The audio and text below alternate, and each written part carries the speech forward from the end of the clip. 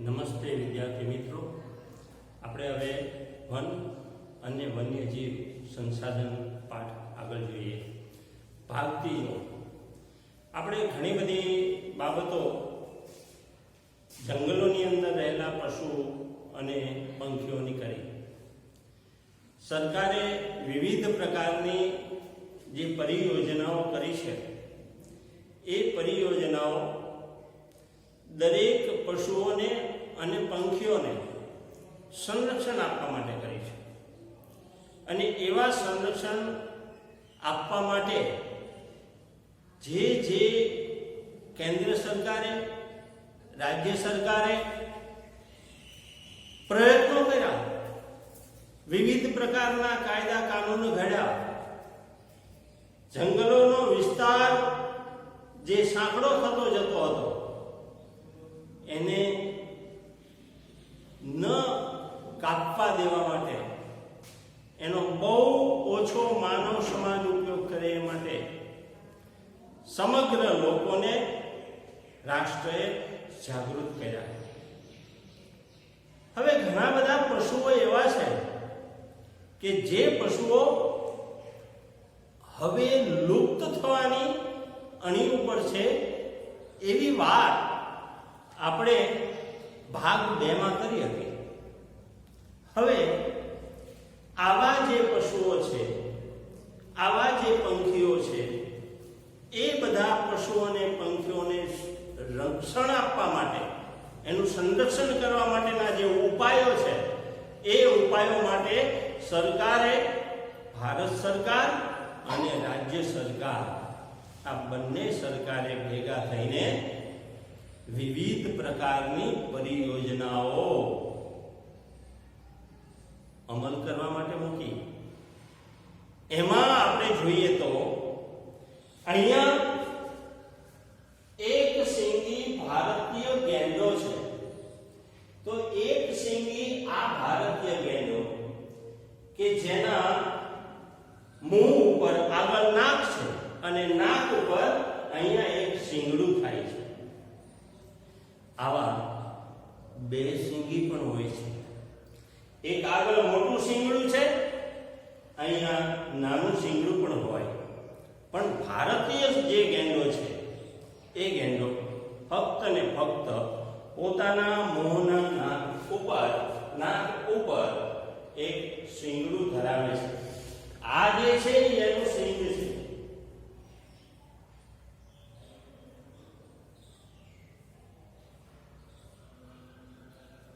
જો હવે વિચાર કરીએ આપણે તો આ પ્રાણી આસામના દલદલ જંગલોમાં અને પશ્ચિમ બંગાળના સુંદરવનમાં પણ જોવા મળે છે. પરંતુ આસામના જે જંગલો છે જેનું નામ છે કાજીરંગા, આ કાજીરંગાની અંદર આ ગેંડા ખૂબ તમને જોવા મળે. દુર્ભાગ્યની વાત છે કે આનો શિકાર થાય છે. હવે શિકાર શા માટે થાય છે? તો માનવો આ શિંગડાની અંદરથી દવા બને છે અને એ દવા ખાતર આ આખા સુંદર મજાના પ્રાણીનો નાશ કરવામાં આવે, એને મારી નાખવામાં આવે. બહુ દુઃખની વાત છે. બીજી વાત કરું તો ખાલી શિંગડા માટે જ છે એવું નથી, પણ ભારતના ઇતિહાસમાં એમ કહેવાય છે કે જ્યારે લડાઈઓ થતી ને ત્યારે આ પ્રાણીના ચામડાની ઢાલ બનાવવામાં આવતી. કોઈ યોદ્ધો તલવારનો ઘા કરે તો એ ઢાલ દ્વારા, ત્યાંના ચામડાને ઢાલ દ્વારા પોતાનું રક્ષણ કરતો. પોતાના રક્ષણ માટે આનો જીવ લેવાય અને એના માટે પણ શિકાર થતો હતો. તો આ પ્રાણી 400 થી 500 કિલો ઉપરનું વજન છે. તૃણાહારી છે. આ કોઈ માંસાહારી પ્રાણી નથી. ભેંસ કરતા થોડું મોટું, પરંતુ એનું ચામડું છે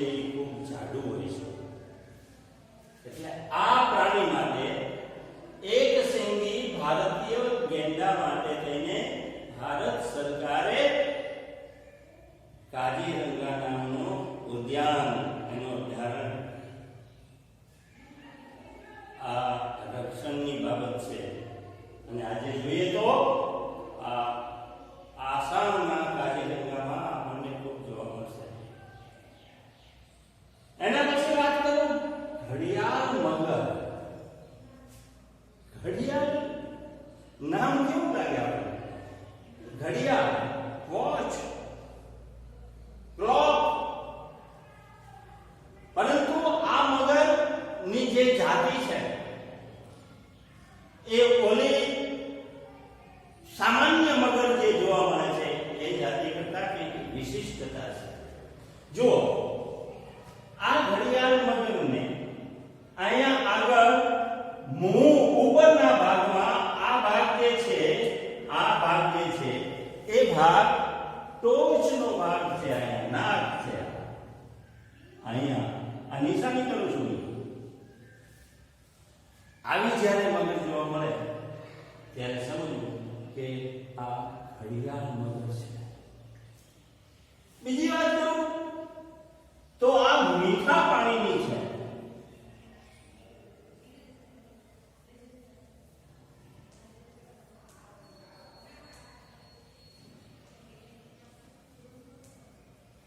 મીઠા પાણીનું જળ છે. સામાન્ય રીતે 12 થી 15 ફૂટની લંબાઈની પણ આ મગર જોવા મળે છે. પ્રાણી સંગ્રહાલયની અંદર પણ આના ઈંડા, બચ્ચાઓ આનો ઉછેર કરીને એની પ્રજાતિ વધે અને ધીમે ધીમે આ મગરની પ્રજાતિ લુપ્ત થતી અટકે એ માટે ઘડિયાળ મગર પરિયોજના ભારત સરકારે નક્કી કરી. વિવિધ રાજ્યોની અંદર રહેલા મીઠા પાણીના જે સરોવરો છે એ મીઠા પાણીના સરોવરની અંદર આ મગરનો પણ ઉછેર કરવામાં આવે છે. કિનારા ઉપર આવીને ખાડો ગાળીને એની અંદર 5-7 ઈંડા મૂકે છે અને એને પછી ઢાંકી દે છે. સમય પસાર કરતા કરતા કરતા 2.5 મહિના થાય છે. પાઠ્યપુસ્તકમાં નથી બનાવ્યું પણ 2.5 મહિના દરમિયાન એ ઈંડાની અંદરથી નાના નાના બચ્ચા નીકળે છે અને એ બચ્ચાને બધાને લઈને પોતાના મોંમાં લે છે. એ સરોવરની અંદર ચાલી જાય, એનું રક્ષણ કરે છે. આ એક પ્રકારની ઘડિયાળ મગરની પરિયોજના સરકારની છે. એનો તો તમને કદાચ નામ કંઈક વિચિત્ર લાગશે પણ આ એક બિલાડી કરતા મોટું પ્રાણી છે થોડું. અને એ બિલાડી કરતા જ્યારે મોટું પ્રાણી છે ત્યારે એની જે કાનની રચના છે એ કાનની રચના ઉપર એક પીંછી છે. એના કારણે થઈને આ પ્રાણી ઓળખાય છે. રણ વિસ્તારમાં, ઘાસ વિસ્તારની અંદર આ જોવા મળે. શિકાર, નાના નાના પક્ષીઓ, કાચીડાઓ, દેડકાઓ મોટા ભાગે કચ્છના રણ તરફ આ પશુ આપણને જોવા મળે છે. આ પણ એક બિલાડીના કુળનું પ્રાણી છે અને એ બિલાડીના કુળનું પ્રાણી હોવાથી જેમ વાઘ અને દીપડાની જે ટેવો છે એવી જ ટેવો આની છે. કાન ઉપર પીંછી છે, મોટા ઊંચા કાન છે અને એના કારણે થઈને આ પ્રાણી ઓળખાય છે. લાગે તમને બિલાડી જેવું જ. રણ પ્રદેશમાં છે, ઘાસ પ્રદેશમાં છે અથવા તો ઓછા ઘાસ, ટૂંકા ઘાસ પ્રદેશમાં છે એટલે એ કેમોફ્લેજ થઈ જાય છે.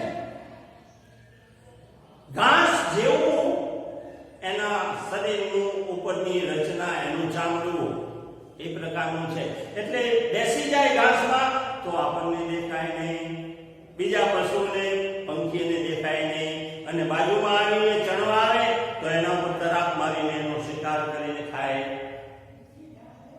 આ પ્રકારનું જે પ્રાણી, જેને હેનોત્રો કહેવામાં આવે છે. ભારતની અંદર ઘણા બધા પ્રાણીઓ છે. વિવિધ પ્રકારના વાંદરાઓ પણ અહીંયા છે. આફ્રિકા, અમેરિકાના વુલ્ફ, વરુઓ પણ આ ભારતના જંગલોની અંદર જોવા મળે છે. કૂતરા કરતા થોડું મોટું પ્રાણી પણ બહુ વાઇલ્ડ હોય છે. આ ઉપરાંત ભારતની અંદર અલગ અલગ સ્થાનો ઉપર આવા જંગલી કૂતરાઓ પણ છે. વિવિધ વાંદરાઓમાં ગિબન છે. પછી કાળા મોઢાના જે વાંદરાઓ છે એ વાંદરાઓ છે. લાલ મોઢાના વાંદરાઓ છે. ચિંપાંજી છે. આવા બબૂન નામના વાંદરાઓ છે, જેનું મોઢું સિંહ જેવું છે અને બહુ જ ઘાતકી છે, ભયંકર છે. સામાન્ય રીતે કાળા મોઢાના જે કંઈ વાનરો અને લાલ મોઢાના એનાથી નાના વાનરો શહેરોની અંદર જોવા મળે છે અને જંગલોમાં પણ જોવા મળે છે. આ ઉપરાંત વિવિધ પ્રકારના જે પક્ષીઓ છે એ પક્ષીઓમાં ચિલોત્રો કરીને પક્ષી છે. અહીંયા તમને બતાવું તો ચિલોત્રો આવો હોય.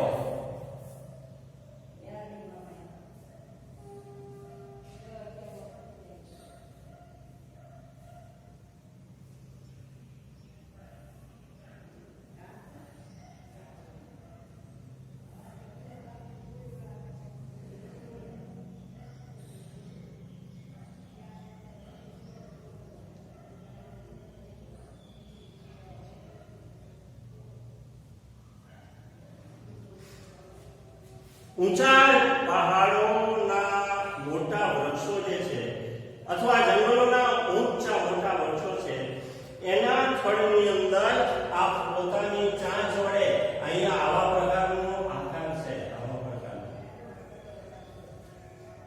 જેને ચિલોત્રો કહેવામાં આવે.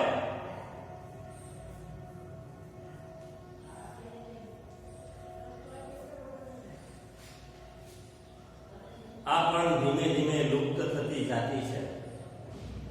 ભૂરા રંગનો ચિલોત્રો, આ એની ચાંચ છે એ પીળા રંગની હોય છે. આ પીળા રંગની હોય છે. આ પીળા રંગની હોય. અલગ અલગ રંગના પણ ચિલોત્રા ભારતની અંદર જોવામાં આવે.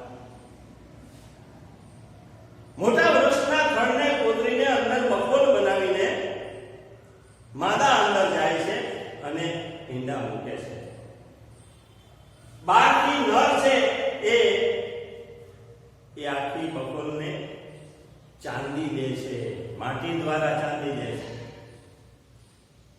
માદા અંદર હોય છે, ઈંડા છે બહારથી આવીને એ માદાને ખોરાક આપે છે, ખોરાક આપે છે. માદા અંદર ઈંડાને સેવીને બચ્ચાને ઉછેરીને પછી એ જે કંઈ ચાંદેલું છે એને તોડીને બહાર આવે અને પછી બે જણા પોતાના બચ્ચાને ખવડાવે મોટા કરે છે. આ પણ લુપ્ત થતી જાતિ છે. બહુ દુઃખની વાત છે. ઘણા બધા પક્ષીઓ એવા છે ભારતની અંદર જેને ખડમોર કહેવાય. ઘાસની અંદર કૂદકા મારે નીચે પડે, કૂદકા મારે નીચે પડે. આ એની ખાસ કરીને આ એની ટેવ છે, એનાથી ઓળખાય છે. વિવિધ પ્રકારના બગલાઓ છે. ગ્રે હેરોન છે, ઢોર બગલો છે, તમને ઢોર પાસે જોવા મળશે. શું કરે કામ?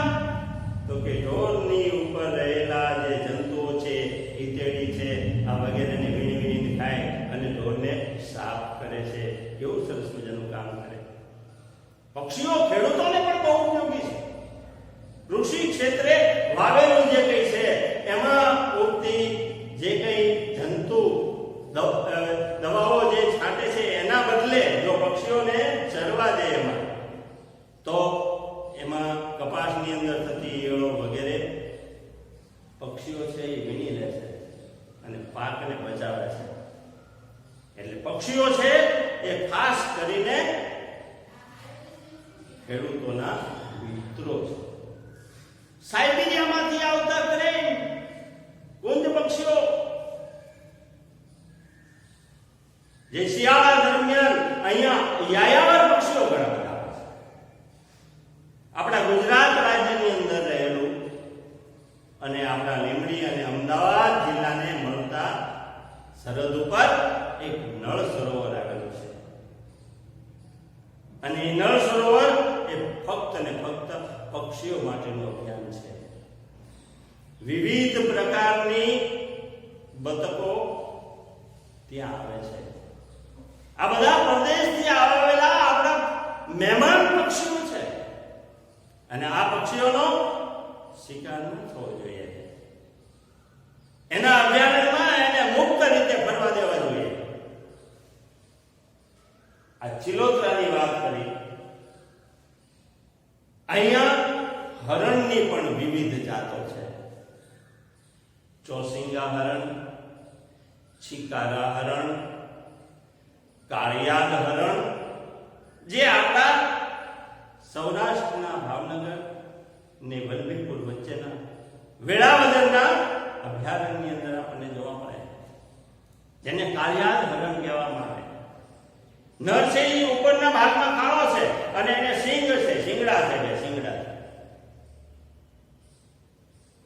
બહુ સરસ મજાનું આ હરણ છે.